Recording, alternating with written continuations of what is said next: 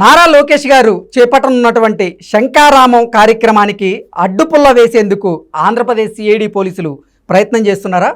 అందులో భాగంగానే Nara Lokesh inner ring road కేసులో ఛార్జ్షీట్ నమోదు చేశారా అంటే అవుననే సమాధానం ఇస్తున్నారు కొంతమంది రాజకీయ విశ్లేషకులు. ఇక ఇదే అంశానికి సంబంధించి మనతో మాట్లాడేందుకు ప్రముఖ రాజకీయ విశ్లేషకులు జగదేవ్ గారు మనతో ఉన్నారు. ఆయనతో మాట్లాడదాం. జగదేవ్ గారు నమస్తే అండి. నమస్తే. జగదేవ్ గారు, ఈ నెల 11వ తేదీ నుంచి లోకేష్ గారు శంకారామం అనే కార్యక్రమానికి శ్రీకారం చుట్టారు. శంకారామం పేరుతో ఆయన అన్ని జిల్లాల్లో పర్యటన చేసేందుకు కూడా ప్లాన్ చేశారు. కానీ ఆ కార్యక్రమానికి అడ్డుపుల్ల వేసేందుకు ఏపీ సిఐడి పోలీసులు ప్రయత్నం చేస్తున్నారని, అందులో భాగంగానే ఇన్నర్ రింగ్ రోడ్డు కేసులో వాళ్ళు ఛార్జ్షీట్ దాఖలు చేశారంటూ కూడా కొన్ని వార్తలు ఇప్పుడు సోషల్ మీడియాలో చక్కర్లు కొడుతూ ఉన్నాయి. ఏంటి సార్ ఆ వార్తల్లో వాస్తవం? శంకారామం అనేది ఇప్పుడు పూరిస్తారు అంటే యుద్ధానికి సిద్ధం అనే దాని మీద శంఖం ఊతారు. అట్ ద సేమ్ టైం మళ్ళీ సంధ్యావందనం సూర్యాస్తమైనప్పుడు శంఖం పూరిస్తే యుద్ధం ఆపేయాలి. సో ఈ శంకారామం ఏంటంటే జగన్మోహన్ రెడ్డి గారు సిద్ధం అనే కాన్సెప్ట్ ఏదైతే ఉందో దానికి సంబంధించి మేము సిద్ధమే అన్నట్టు శంకారామం పూరించిపోతున్నారని టీడీపీ శ్రేణుల ఒక ఉవాచ. అయితే ఇప్పుడు చంద్రబాబు గారి అరెస్ట్ని ఎప్పుడు మన సెప్టెంబర్ 9న ఇప్పుడు అరెస్ట్ చేశారు. అప్పుడు అరెస్ట్ చేసినప్పుడు కూడా తదుపరి అరెస్టు లోకేష్ గారిదే అని చెప్పి అప్పుడు కూడా వార్తలు చక్కర్లు కొట్టాయి. సో దానికి సంబంధించి లోకేష్ గారు ఢిల్లీ వెళ్ళి దానికి సంబంధించి కాదు, చంద్రబాబు గారు అరెస్టు గురించి లీగల్గా ఎలా అప్రోచ్ అవ్వాలి, దీన్ని క్వాష్గా చేయడం ఎలా, అసలు ఇలాంటి తప్పుడు కేసులు బనాయించి పెట్టడాన్ని ఎలా ఎదుర్కోవాలి, ఇంకెప్పుడు పెట్టకుండా ఉండాలంటే ఏం చేయాలి, ఇట్లా న్యాయపరమైన సలహాల కోసం ఆయన ఢిల్లీలో చాలామందితో లాబింగ్ చేసుకోవడం అంత అయింది. దీన్ని కొంతమంది ఏం చెప్పారంటే అప్పుడే జగన్మోహన్ రెడ్డి గారి ప్రభుత్వం లోకేష్ గారిని కూడా అరెస్ట్ చేయాలనుకుంది ఇన్నర్ రింగ్ రోడ్ సంబంధించి. అండ్ మోరోవర్ ఈ కేబుల్ ఫైబర్ కేబుల్ సంబంధించి అదే రాష్ట్రం మొత్తం కూడా ప్రభుత్వం తరపున ఇచ్చే ఫైబర్ నెట్ సంబంధించిన దాంట్లో కూడా ఛార్జ్షీట్ దాఖలు చేయాలనుకున్నట్టుగా వార్తలు వచ్చాయి. బట్ లోకేష్ గారు ఎక్కడ అబ్స్కాండ్ అవ్వలేదు. సో ఇక్కడ నుంచి సిఐడి పోలీసులు ఢిల్లీ వెళ్ళారు. ఢిల్లీలో ఆయన ఏపీ భవన్లో ఎక్కడైతే స్టే చేశారో అక్కడికి వెళ్ళి ఆయన రూమ్కి వెళ్ళి కూడా కలిశారు, ఇచ్చారు, ఆయన స్వీకరించాడు. ఆయన ఆ టైంలో కొన్ని క్వశ్చన్స్ కూడా వేశారు, ఆయన చెప్పాడు, దేనికి కూడా పొంతం లేదు, అక్కడికి అది అయిపోయింది. సో అప్పటి నుంచి కూడా ఈ అంశము, ఈ వాదము లోకేష్ గారిని ఎలాగైనా అరెస్ట్ చేయాలి అన్నట్టుగా వినిపిస్తుంది. మరోవైపు వైసీపీ నేతల్లో ఎటువంటి వార్తలు వచ్చాయంటే ఎప్పుడైతే చంద్రబాబు గారిని అరెస్ట్ చేశారో ఒక్కసారిగా టీడీపీ శ్రేణులను కూడా యాక్టివేట్ అయిపోయాయి. లోకేష్ గారిని అరెస్ట్ చేస్తే అది మరి కాస్త యాక్టివేట్ ఎక్కువైపోద్ది.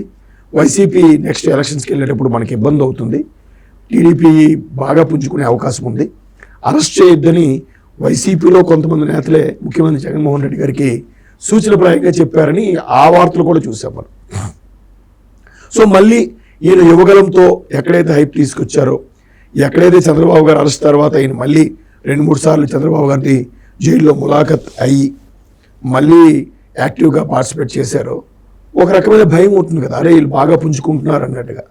సో మేబీ మళ్ళీ యువగలని బ్రేక్ పెట్టినా కూడా ఆయన ఎక్కడైతే ఆపాడో అక్కడే మళ్ళీ స్టార్ట్ చేసి చివరిగా వైజాగ్లో ఆపడం జరిగింది, ఉత్తరాంధ్రలో. ఆ తర్వాత ఏమైంది, ఇప్పుడు మళ్ళీ శంకారామం రేపు 11 నుంచి. సో మళ్ళీ ఇది ఒక రకమైన భయం పెట్టించే ప్రయత్నం చేస్తున్నారు. ఎట్లా అంటే కొంచెం తగ్గుతారేమో, లేదా అరెస్ట్ అంటే ఒక అరెస్ట్ అనేసరికి వాళ్ళ లాయర్లు కలవడానికి ప్రయత్నిస్తారు కదా, అంటే లోకేష్ గారి ప్రోగ్రామ్ క్యాన్సిల్ అయిన అవ్వాలి, లేదా పోస్ట్ పోన్ చేసుకోవడానికి ఊరికే అలా చేస్తే వీళ్ళు కూడా లాయర్లు సంప్రదిస్తారు, పోస్ట్ పోన్ అవుతున్న ఉద్దేశంతో ఇట్లా అంటున్నారని ఒక అభిప్రాయం మాత్రమే. వీళ్ళు మళ్ళీ చంద్రబాబు గారిని అరెస్ట్ చేసినట్టుగా అర్ధరాత్రి వెళ్ళి ఇప్పుడు అరెస్ట్ చేయొచ్చు కూడా చెప్పలేము, దానికి సరైన ఆధారాలు లేకపోయినా కూడా అరెస్ట్ చేసే సందర్భాలు చాలా ఉన్నాయి. కాబట్టి కోర్టులో కూడా చాలాసార్లు వాయిదా వచ్చింది, ఏవి ప్రూఫ్స్ లేవు, దేని విట్నెస్లు లేవు, మీరు రిమాండ్కి మాకు పెర్మిషన్ ఇస్తే మేము ఎంక్వైరీ చేస్తామని చెప్తున్నారు. వీళ్ళు ముందు అన్ని ఎంక్వైరీ చేసి అప్పుడు కదా అరెస్ట్ చేయాలి, అన్ని సాక్ష్యాధారాలు సబ్మిట్ చేసి దీంతో ఇవి సాక్ష్యాధారాలు ఉన్నాయి అని చెప్పి మేజిస్ట్రేట్ దగ్గరికి వెళ్ళి అరెస్ట్ వారెంట్తో వెళ్ళొచ్చు. అవేవి లేకుండా ముందు ఇలా అరెస్ట్ చేసి తర్వాత ఎంక్వైరీ చేస్తారంట. అప్పుడు చంద్రబాబు గారి హయాంలో కూడా అలాగే చెప్పారు. సో వెంటనే హైకోర్టు కొన్ని షరతులతో కూడిన బెయిల్ మంజూరు చేసింది. ఇప్పుడు లోకేష్ గారికి కూడా ఏదో ఒక విధంగా పెట్టి అరెస్ట్ చేసే ప్లాన్లో ఉన్నారేమో, అందుకే ఇలా చేస్తున్నారేమో ఆ శంకారావుని బ్రేక్ వేయడానికి. శంకరాన్ని బ్రేక్ వేసినా అక్కడితో ఆగదు కదా. చంద్రబాబు గారు ఉన్నారు, ఇటువైపు జనసేన నాయకులు ఉన్నారు, చాలా యాక్టివ్గా ఉన్నారు. భువనేశ్వర్ గారి కూడా తిరుగుతూ ఉన్నారు, ఇప్పుడు ప్రజల్లోనే ఉన్నారు. జనసేన టీడీపీ ఈ సమన్వయ కమిటీలు ఏవైతే ఉన్నాయో ఇవి రెండు కలిసికట్టుగా పనిచేస్తున్నాయి. ఎవరికి వాళ్ళు సభలు పెడుతున్నారు. ప్రతి సభలో కూడా టీడీపీ జెండాలతో పాటు జనసేన జెండాలు కనబడుతున్నాయి, జనసేన సభల్లో కూడా టీడీపీ జెండాలు కనబడుతున్నాయి కదా.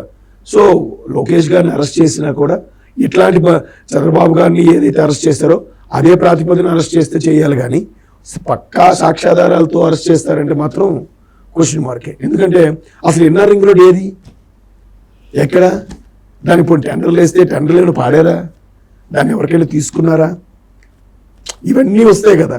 ఇవన్నీ ఎక్కడ ఉన్నాయి? సో ఇంతకీ ఆ కేసులో అక్యూజ్డ్ 1 ఎవరు, 2 ఎవరు? ఎందుకంటే చంద్రబాబు గారు అరెస్ట్ విషయంలో కూడా ఆయన అక్యూజ్డ్ 37 పెట్టారు.